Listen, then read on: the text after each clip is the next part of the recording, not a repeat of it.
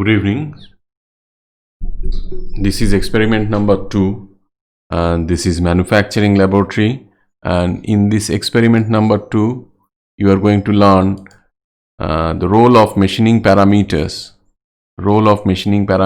on cutting forces.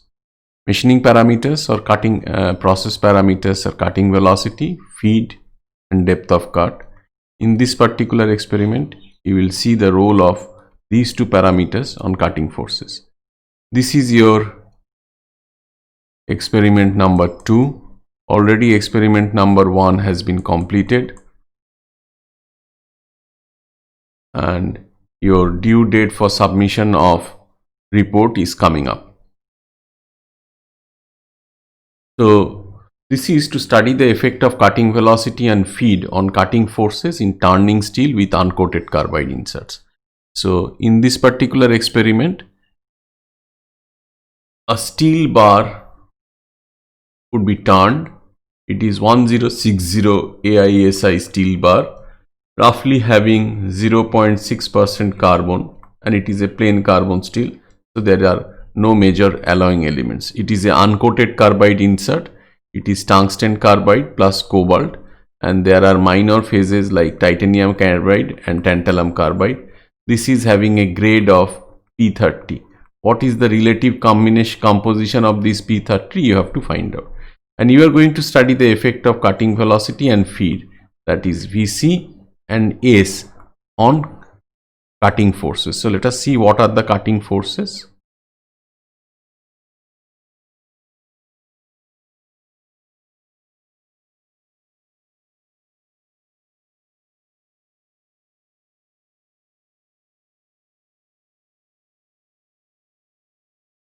This is a workpiece which is mounted on a chuck and it is supported on the other side on a tailstock, and this is being turned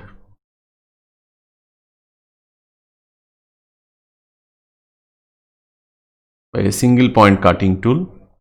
The cutting tool is being fed in this particular direction.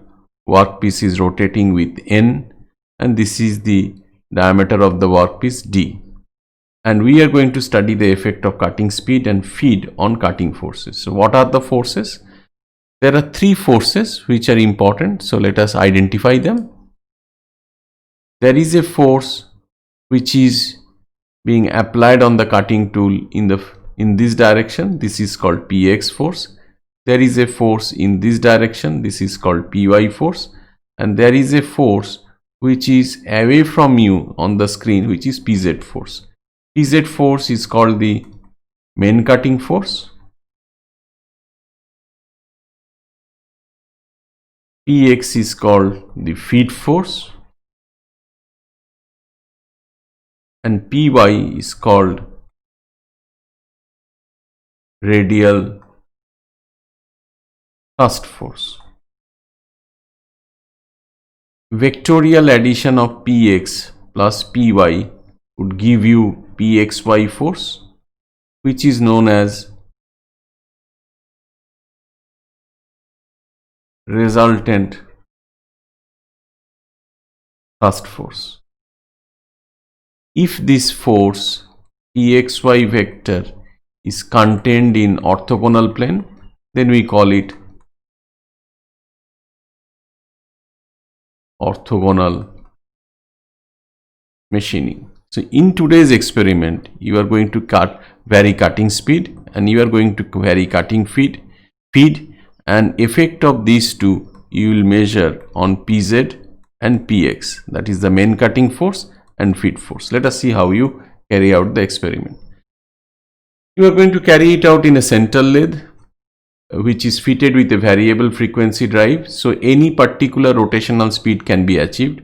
It is a 1060 steel. The composition of the work material you have to find out. It is given in the video, so if you look at the video, in the demo video, that would be separately uploaded. If you look at that, you will get the composition. Otherwise you can also use the internet to use it. This is the cutting tool geometry. Once again, the detail of the geometry is given in the demo video, or else you can search the internet for getting this. This is a positive rake tool, that much I will tell it here, and the rake angle is +6 degree. This is a P30 grade tungsten carbide. As I have already mentioned, the major component is tungsten carbide with cobalt binder, and there are minor phases like titanium carbide and tantalum carbide. What are those phases? What is their composition? That you have to find out as a background information. We are using a piezoelectric dynamometer. This is made of Kistler, and the charge amplifiers, and the machining environment would be dry. So from the dynamometer to the charge amplifier, those schematics are given in the video. Once again, we will discuss them. Now procedure is very similar. Measure the workpiece diameter. The chosen feeds are this. Chosen cutting velocities are this. Depending on that, you conduct the experiment as per the data sheet. Measure the forces using the piezoelectric dynamometer and charge amplifier. So this is the video that is there. So let us have a look at the video. Then you will get to know how it is conducted. So this is the screenshot where the work material composition and the cutting tool geometry is given. This is the overview of the machining experiment. These are the different equipments or instruments that you are going to use. One is a oscilloscope where the actual cutting force signal would be displayed. This is the Kistler dyno charge amplifier, and this is the Kistler dynamometer. This is the cable. This is just a minute. This is the schematic diagram. This is your insert. Now that is the cutting tool insert that the operator is fitting. So he is changing the insert. On the insert you have another piece of thing that is called chip breaker. So along with the chip breaker, he is inserting a new insert on the cutting tool holder, and the cutting tool holder is mounted on the dynamometer so that the cutting forces can be measured.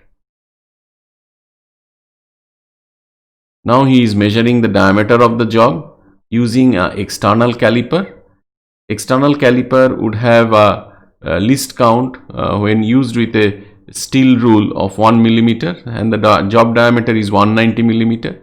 For the given speed feed combination, the operator has already given the spindle speed.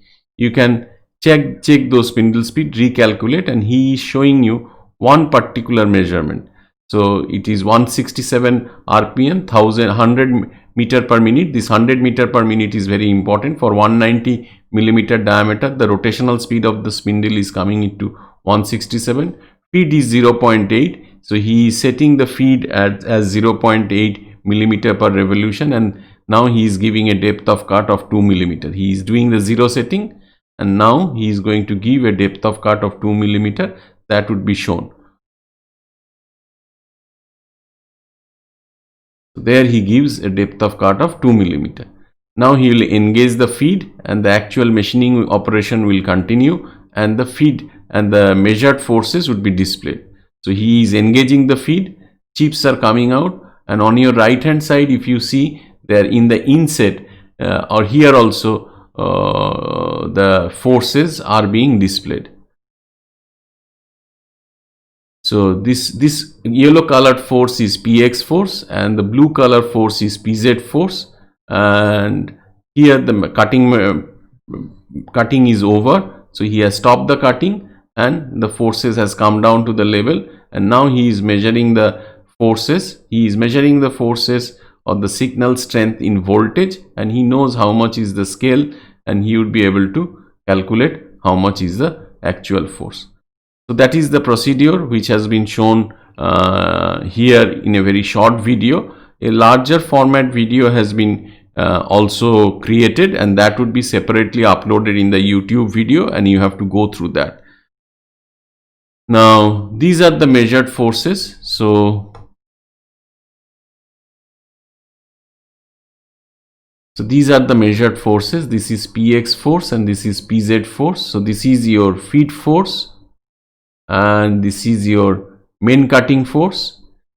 The measured forces are given for all of them, for all the 8 measurement, This is for constant cutting speed, and this is when the cutting speed is varied. So 8 experiments have been conducted. In the first 4 experiments, the feed has been varied from 0.08 to 0.2 to study the effect of feed. And in the second experiment, feed has been kept constant and speed has been varied from 60, 80, 120, 100 and 120. Spindle speed was calculated by the operator because he had to conduct the experiment for you, and he has shown it in the video. You can recalculate and check whether his calculations are correct or not. Now this is the report that you have to submit in your Microsoft Teams.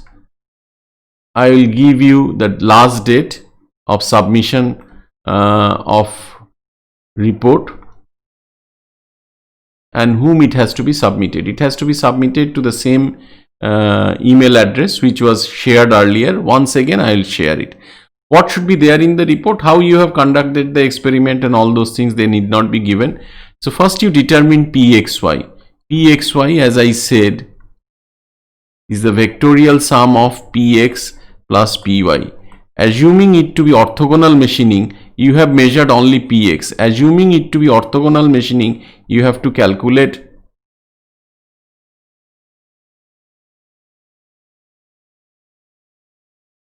Pxy. So Pxy would be in this direction. So this is your Pxy. This is your principal cutting edge angle phi, and this is your Px. So this is your Px. So this angle would be phi. So your Pxy has to be calculated as Px by sine phi. In your case, as because it is a SPUN 120308, your principal cutting edge angle is 75 degree, though you will not be requiring auxiliary cutting edge angle. I am giving it as 5 degree. So assume it to be orthogonal machining and measure this. Once you have measured this, then you have to you have to calculate this. Once you have calculated it, you have to determine dynamic yield shear strength, specific cutting energy, and show the observed and derived quantities in tabular form. So this is one kind of table that we have added here. So you have to add more columns and you have to list. What are you going to list? Pxy, dynamic yield shear strength, specific cutting energy, all these quantities you have to list in the tabular form. For calculation of Pxy, for calculation of Pz, this particular equation has to be used, and for calculation of UC, this particular equation has to be used. Draw the variation of Pz, Pxy, dynamic yield shear strength and specific cutting energy with respect to feed and cutting velocity. So you have to 1, 2, 3, 4 things you would be along y-axis.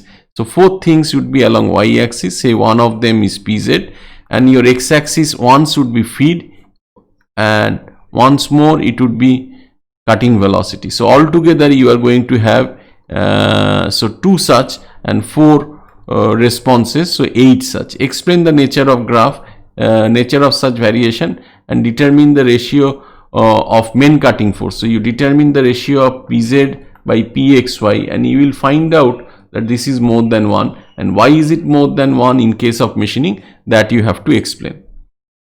So this is it. This is your experiment. One more thing. Yes. In the last experiment, in the experiment number 1, for experiment number 1 that you have done on chip formation, your involvement was around 4.5 hours, and for this particular experiment, this would be 6 hours. So that means going through the video, understanding all of them, both the videos, this lecture video and the demo video, then analyzing the result, preparing the graphs and everything, you would require 6 hours. Each one of you individually, you have to submit report. The report part of it, textual part of the report, has to be handwritten. The graphs can be hand drawn. It can be drawn using any kind of software. Once you have drawn it in the software, you can create PDF, and handwritten reports can be photographed using your mobile if you have nothing else, and then PDFs can be created. Those PDFs can be merged and submitted to the email address that I will provide in the Microsoft Teams.